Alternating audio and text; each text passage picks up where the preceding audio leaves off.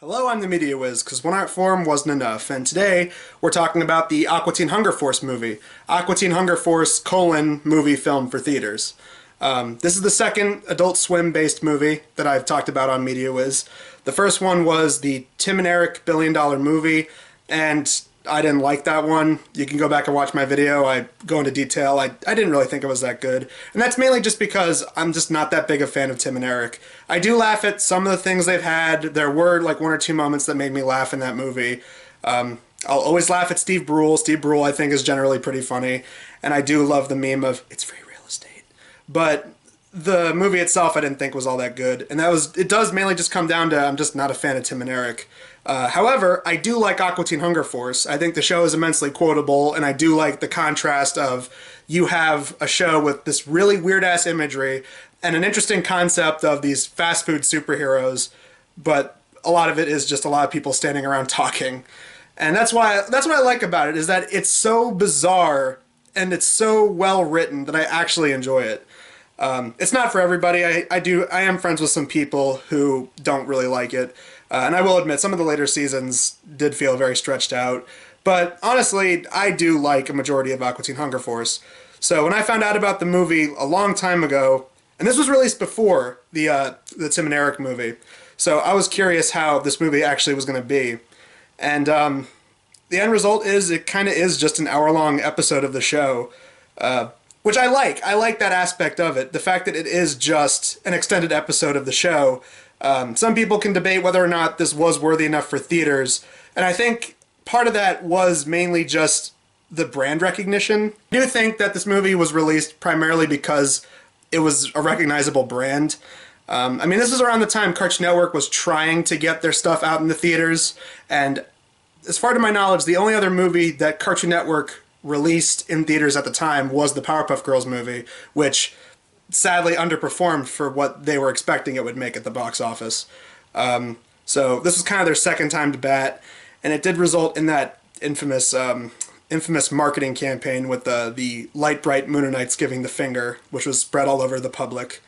But anyway, the movie itself, it really is just an extended episode of the show, and that's what I liked about it. People have wondered if this was supposed to be like a Tom Green style prank on the audience like Freddy Got Fingered, and I feel like it kind of is, but I feel like since Aqua Teen Hunger Force has slightly more audience than just the surrealist Dada crowd, I mean, there's also a large audience of stoners that watch this show, and then there's people like me who, don't typically like this kind of stuff, but do find it funny. And so I feel like there is a little bit more broad appeal to Aqua Teens versus something like Tom Green when Freddy Got Fingered came out. And obviously Freddy Got Fingered years later developed a cult following of people who are part of that Dada surrealist crowd that like it for what it was trying to be, which was essentially a movie about nothing that was poking fun at all those like man-child, Adam Sandler, Will Ferrell comedies. Again, just like with the Tim and Eric movie, Freddy Got Fingered has like one or two things I snickered at, but as a movie, I could definitely see why it's not for everybody. And it's not that good of a movie, but I would be lying if I didn't say there was like one or two things that got a laugh out of me. But anyway, this movie itself, it feels like it is kind of a parody of animated movies. Another movie that came out at the time was the Simpsons movie, and a lot of people said it was good when it came out, and obviously there was a crowd of people that say that they don't like it now. Very popular criticism of movies based on shows is that it's just going to be an extended episode, and that's exactly what this is. I mean, just like in Aqua Teens, there are segments of things that feel like they're going to be important story beats, and they just go nowhere. And they do that all throughout this movie, where they'll set something up and then they never pay off on it, and that's supposed to be the joke, because it's, traditionally you would say that that's bad storytelling, that's bad story writing. And they know this, and they just don't care, and that's supposed to be part of the joke. And if you watch the show and keep up with the show's format, I actually think that was a pretty effective way of doing it. At the same time, I still feel like there was an attempt at having a story in there, because the movie, all throughout, they keep bringing up what are the origins of the Aqua Teens. At the beginning, they did a pretty clever tie-in to the stuff that's in the show's end credits with them in Egypt, and then the rocket that was shot up to the moon by Time Lincoln, and all that kind of stuff. So I thought it was kind of interesting that they brought that up into the forefront. And obviously it turns out that that's not really their origins, but I did think it was unique that they brought that in. And all throughout the movie, they keep establishing something about Dr. Weird, who's a reoccurring character, and they establish that he's the one that created the Aqua Teens. And then when you actually get to the big climax fight scene between him and Frylock, it turns out you kind of don't really get that concrete of an answer. And actually, when you do get one, it has nothing to do with him whatsoever. Because at first you think, oh, so Dr. Weird created them, right? No, it turns out Frylock created Dr. Weird, and his memories were altered because he has a VCR in the back of his head. It makes sense. Also, Frylock is a woman, apparently, going off of this movie. Yeah, whatever. And then the Moonanites created them, and then it turns out they were all created by Walter Mellon, who was a character who we see all throughout the movie watching all of this unfold. And it's revealed that he was to create them so that they would fight and they would destroy each other, and he would get their property so that he could build the Insano Gym, because he used to work in exercise videotape editing. And that was another thing. All throughout the movie, there's this thing called the Insanoflex, which is a piece of exercise equipment, which was actually an alien robot. And you think that the Plutonians made it because they're characters, and they show up all throughout the movie, along with the cybernetic ghost of Christmas Past, who's just as funny here as he is in the show. But no, it turns out that's not what it is. And traditionally, if this wasn't like a movie of this type, this would seem incredibly stupid. But the thing is, the people making this know it's stupid and know it's confusing, and that's part of the joke. And again, I typically don't really like anti-humor, but I do like Aqua Teens, and I do get that that was their style. And I think they did it relatively well, at least to me. Also bring this up, the movie's soundtrack is awesome. I mean, the movie begins with a parody of Let's All Go to the Lobby, and then it transitions into this Mastodon song, which is awesome. And it's obviously supposed to be like a heavy metal Mastodon style cover of one of those kinds of songs. And they deliberately make fun of the audience several times.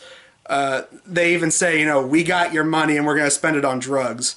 And so, and that's another reason as to why people question if this was some kind of joke on the audience. Like, we're going to make the dumbest piece of crap and we're going to release it to the public. And I kind of see it. Like, I definitely see where they're coming from. But me personally, I don't know if I can really say if that was 100% just one elaborate prank on the audience, because Freddy Got Fingered felt like that, because Freddy Got Fingered had no structure whatsoever and was just a collection of Tom Green running around doing raunchy things in an incredibly stupid manner. But this, since it is based on a show with that kind of format, I feel like this is just kind of their sense of humor played out as to if it actually was put on the big screen. Lo and behold, that's what they did. They made a opening song that literally says, "We now have your money." And they reference that it's a copyrighted movie by Time Warner. And there's also an awesome cover of the show's theme song. It's basically like a rock rap remix. And they even got Schooly D, who does the theme song usually, to come in and do it again. I thought that was pretty cool. A lot of the songs in this movie I think are pretty good. And bizarrely enough, it actually effectively uses Phil Collins's "In the Air Tonight." I would go more into the plot, but I really feel like there's not much to say. I mean, I brought up all the key elements, the Insanoflex and the constant, like, where did we come from? Oh, I will say this. There is an awesome use of Bruce Campbell in the movie, because Bruce Campbell was the fourth Aqua Teen who got killed off, and he was a giant chicken-shaped chicken nugget called a chicken biddle. And just hearing Ash's voice was awesome, so I was like, yeah, there's Bruce Campbell. And there's a lot of like reoccurring voice people, like a bunch of the people that usually do voices for the show. They show up all throughout. So yeah, final thoughts on the movie. It's definitely not for everyone. I feel like if you like the show and like the show's style of humor and you want to see that in a movie format, this is probably the best way that they could have made an Aqua Teens movie, because it does feel like an episode of the show extended. And I know typically for me, this is me personally, when I see movies that are based on shows, usually the expectation is to just go above and beyond and try to make it about something grander scale, something that you usually wouldn't see in the show. But seeing how this is Aqua Teen Hunger Force, and their style of humor is to just be as bizarre and not commit to the traditional story structure format of most entertainment, I do kind of like the fact that this movie was just an hour-long episode of the show. It does fit it pretty much is exactly what you'd expect when you think an Aqua Teen Hunger Force movie. Yeah, I mean, if you like the show, I would recommend it. But if you don't like this kind of style of humor, which I traditionally don't, but I found this movie as an exception. I did like it a lot more than the Tim and Eric movie, and again, I think it is mainly just because I do like Aqua Teen Hunger Force way more than their show. But yeah, I mean, if you don't like if you don't like the show's style of humor, and if you don't like this kind of show in general, then yeah, don't watch this movie.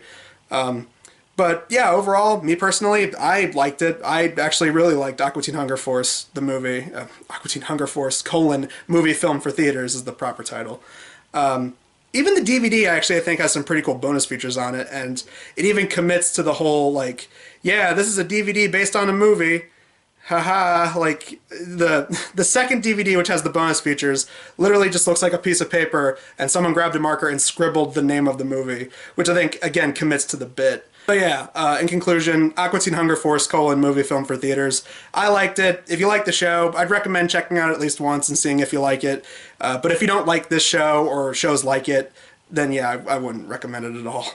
But me personally, I enjoyed it. But yeah, tune in next time for the Media Whiz. We're actually looking at 2 movies based on a TV show, and they both went straight to TV, but a lot of people say they're really good. I remember watching them a long time ago and liking them, so now we're going to revisit them, and I'm going to do a double feature review. And if you want to know what it is, we're looking at the 2 animated Kim Possible movies, Stitch in Time and So the Drama. So look forward to that next week. Until then, I'm Media Whiz, because one art form wasn't enough.